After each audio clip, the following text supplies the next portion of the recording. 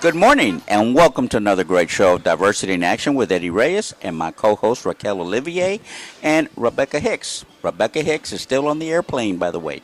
We are very fortunate to be in New Orleans for um, we call it the Bayou Classic here. It's going to be a lot of fun. Thanks to Raquel and her network, she was able to arrange some great interviews with some very accomplished people in the community. We are very fortunate this morning to have one of them as our guest, Mr. Winston Burns. Winston, welcome to the show. Thank you. Thank you so much. Thank you very much for taking time out of your business. I have been finding out so much about you, so I truly thank you for this gift of time that you graciously gave us for being here today. Well, I really appreciate your time as well. And of course, welcome to New Orleans for this great event for the Bayou Classic. It's a storied rivalry between Grambling and Southern University for some 40 years. It has an extremely meaningful impact to my life. I actually met my wife at the Bayou Classic. So it's always been a near and dear to my heart, and especially during the Thanksgiving holidays, family, Sure. friends, and as one of my dear friends said yesterday, and football. So this is a really momentous weekend for the fans of each school and the alumnus, but more importantly, the city has a huge economic impact to our economy here in New Orleans, and we really appreciate what the Bayou Classic brings to our city. Before we get into that, and I'm very anxious to get into that, tell our audience a little bit about you, and please don't be modest. I know you are, but don't be. It's a very, very impressive, Okay. very accomplished young man you are. Thank you, Mr. Reyes. My name is Winston Burns, and I am the owner. Myself and my wife, Wendy Brunet Burns, we own New Burns Management Group. And New Burns Management Group is an airport concessions operation. We operate in 4 airports, New Orleans International, Louis Armstrong New Orleans International Airport. We operate in the Greater Orlando International Airport. We operate news and gift stores in the St. Louis Lambert field, and we were just successful in submitting a bid in the Washington Ronald Reagan Airport. But we primarily run news and gift stores. In our New Orleans operation, our brand is Westwind. My wife and I own 7 locations, 5 of which are news and gift stores, and 2 are specialty retail stores named Creole Kitchen. In the other airports, we are proud to be in a relationship and a partnership with Hudson, the Hudson Group, with Hudson News, and I'm quite sure most people are familiar with Hudson News. There are some 800 plus stores nationally. So we have been in a relationship with Hudson since 2003.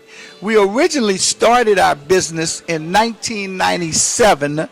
We opened January 11th of 1997. We were very fortunate in that since we're talking about the Bayou Classic, and the real impact that HBCUs have on their alumni's lives, my classmate from Morehouse College, I'm a Morehouse College grad from 1982, introduced me to W.H. Smith, who is a large retailer based out of the United Kingdom in London.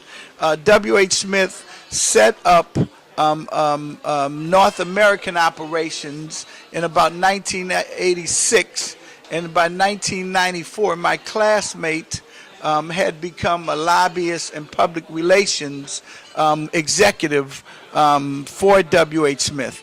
He would have asked me to introduce W.H. Smith to a number of officials here in the New Orleans area, and we were fortunate to negotiate with them, and in 1997 opened up our first locations, and since 1997 we've grown from 2 locations to now we have 7 locations in the New Orleans airport, and would have been fortunate in that W.H. Smith sold their interests to Hudson, so we were able to form a relationship with Hudson in 2003, and Hudson was kind enough to allow us to work on other projects with them in the Orlando Airport and the St. Louis Airport. So presently, we own and operate. We have about 45 employees in our New Orleans operation.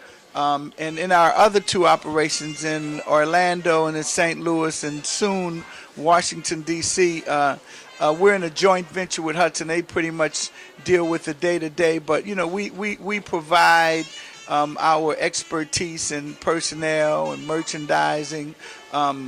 As Mr. Eddie said, I have to be quite modest because my wife is really quite the retail entrepreneur. I'm more the development guy. As I always kid with and say, I strategically work for my wife because she's really the one that makes everything happen. But I'm really honored to be an entrepreneur and to develop from a small to moderate business, because the real impact is that no real businessman does it on his own. It's really a function of relationships.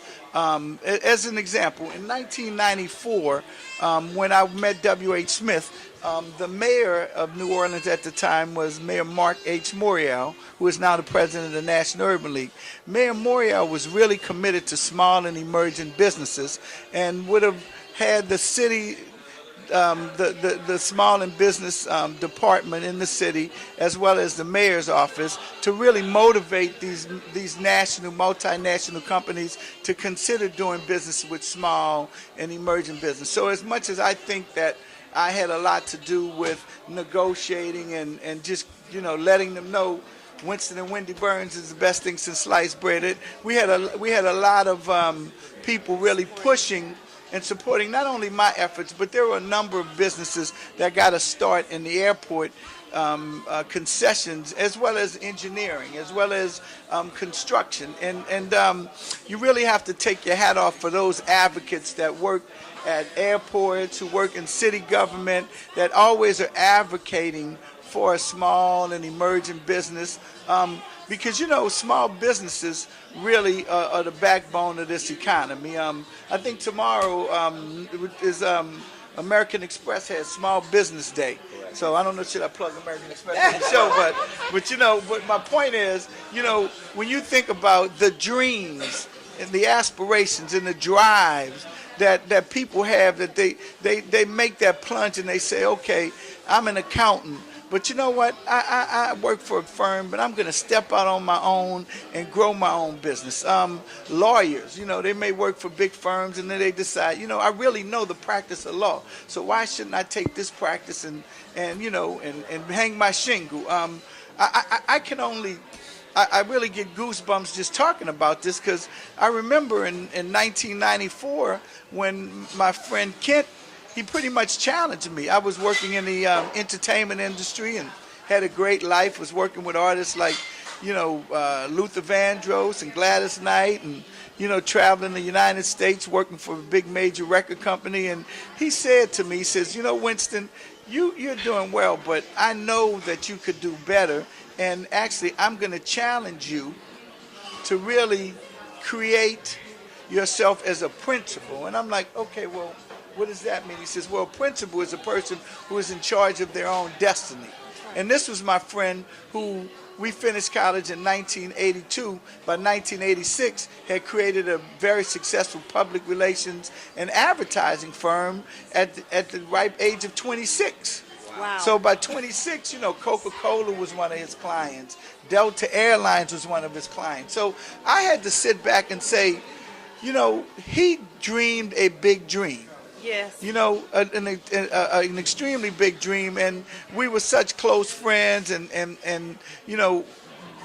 HBCUs encourage you not to only be the best one at the top, but make sure everybody who's a part of your life is there. And Winston, I want to interject that Eddie's program, Diversity in Action, which I'm so grateful to be a part of as well, he actually encourages and supports businesses who have that heart, as we would call it. Every time we get on the air, we talk about, how do we help, how do we develop, how do we encourage, how do we support.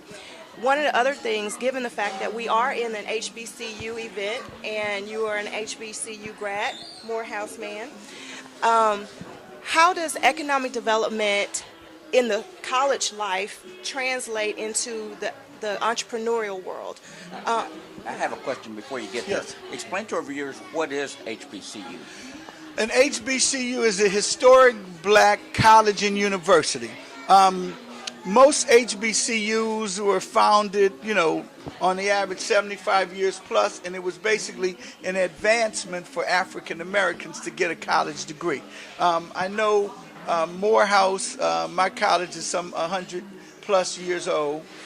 Xavier University is a HBCU here. Both Grambling and Southern are HBCU colleges. So it's basically an African American university that's very diverse, but anyone can go to HBCU. That's right.